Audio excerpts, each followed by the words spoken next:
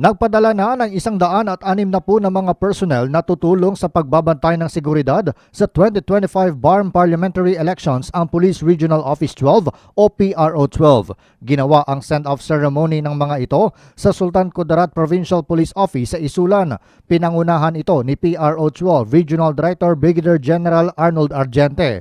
Ang mga PRO 12 PNP personnel ay ipinadala sa mga bayan ng Buluan, Pandag, Dato Paglas, Paglat at Manguda Dato sa Maguindanao del Sur. Ito ay upang tumulong sa pagtiyak ng ligtas, maayos at matiwasay ang BARM Parliamentary Elections. Binigyang diin ni Argente na bawat pulis ay may mahalagang papel para bantayan ang demokrasya. Pinaaalahanan din ito ang contingent na maging mapagbantay, apolitical at respetuhin ang human rights. Hiniling din ni Argente sa mga ito na maging committed sa pagpapatupad ng maximum tolerance sa pagtupad sa kanilang tungkulin sa eleksyon.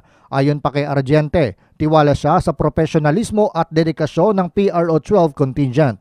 Kaya ayon pa sa nasabing police official, makakaasa ang publiko ng kanilang commitment sa kapayapaan at katiwasayan sa nalalapit na BARM elections. John Sionosa, NDBC, Bida Balita.